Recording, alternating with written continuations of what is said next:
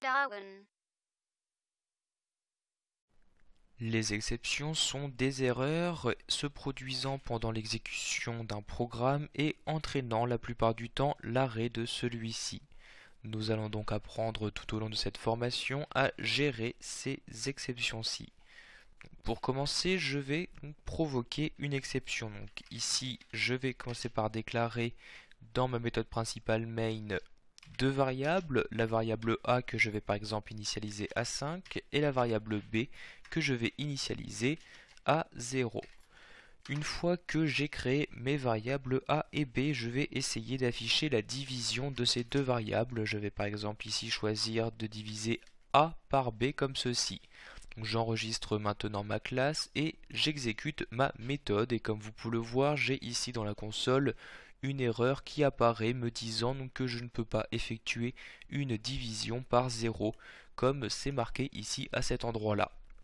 Donc cette exception a entraîné l'arrêt définitif de mon programme, c'est-à-dire que si j'avais ici saisi d'autres instructions à la suite de ces deux lignes, celles-ci n'auraient pas été exécutées. C'est pourquoi nous allons voir qu'il existe un bloc d'instructions try catch qui vont vous permettre d'essayer une suite d'instructions, et si donc ces instructions ne fonctionnent pas correctement, il n'y aura pas donc d'arrêt définitif de votre programme. Donc, comme je dis plus tôt, il s'agit du bloc try catch. Donc vous écrivez try comme ceci, vous faites CTRL espace et dans l'aide proposée, vous avez ici donc le try catch qui apparaît. Vous appuyez donc sur la touche entrée de votre clavier pour l'insérer. Vous avez donc deux parties. Ici, dans un premier temps, le try, c'est dans cette partie-là que vous allez insérer les différentes instructions susceptibles de provoquer des erreurs, donc des exceptions. Donc c'est le cas ici de cette ligne-ci, donc je la sélectionne et je fais tout simplement un glisser-déposer pour l'insérer à l'intérieur du bloc try. Nous avons ensuite ici le catch et entre parenthèses l'exception. Dans le catch, vous allez préciser les instructions que vous souhaitez exécuter dans le cas où le bloc try a provoqué une exception. Donc ici, je vais par exemple choisir d'afficher un message disant donc impossible de diviser par 0. Donc je mets ici donc dans le système.out.println impossible de diviser par 0 comme ceci. Donc ici, comme vous pouvez le voir, entre parenthèses dans le catch, nous avons le mot exception. Ici, je vais choisir par exemple de n'exécuter ce catch que dans le cas des exceptions arithmétiques. Donc à la place du mot exception, je vais rentrer le mot arithmétique exception comme ceci.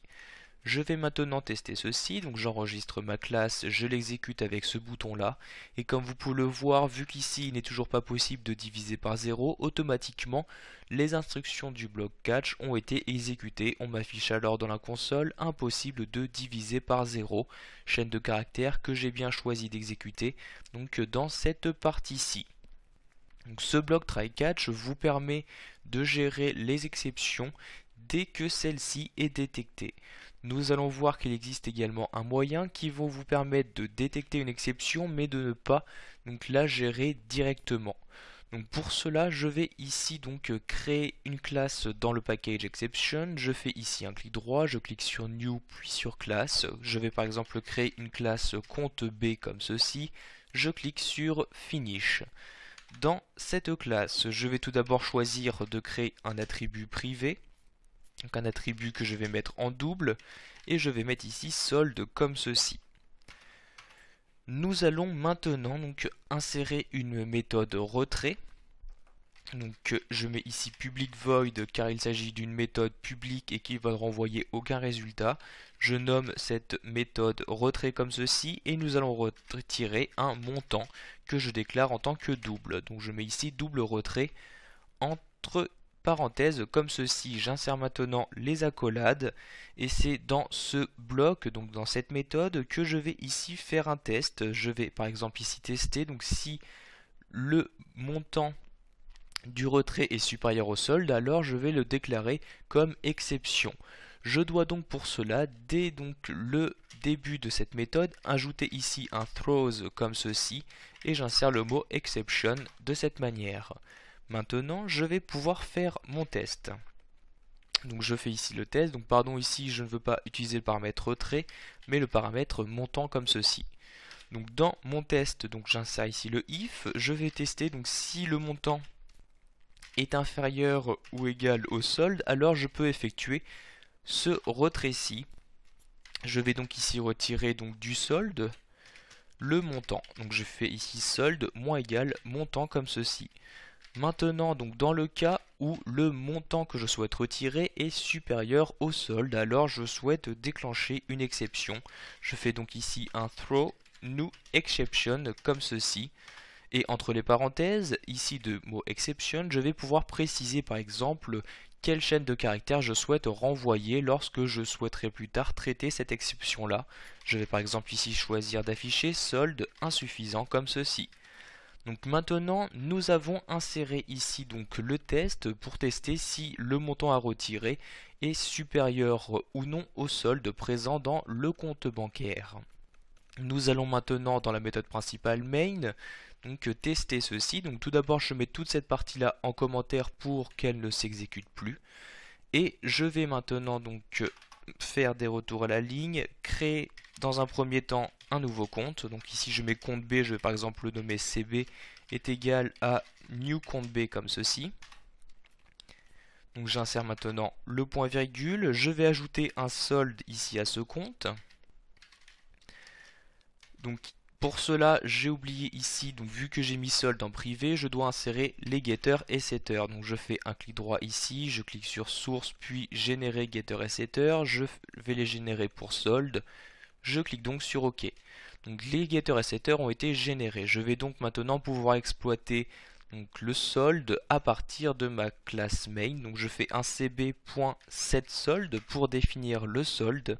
Et je vais par exemple ici le définir à 50 € comme ceci. Je vais maintenant effectuer mon retrait. Donc ce retrait, je vais l'insérer dans le bloc try catch. Donc ici j'insère le bloc. Dans la partie try, je vais essayer de faire le retrait. Donc je fais un cb.retrait et je vais par exemple choisir de retirer 75 comme ceci. Donc dans le cas où je ne peux pas donc retirer 75, donc je vais ici insérer les instructions effectuées dans le cas de l'exception dans la partie catch.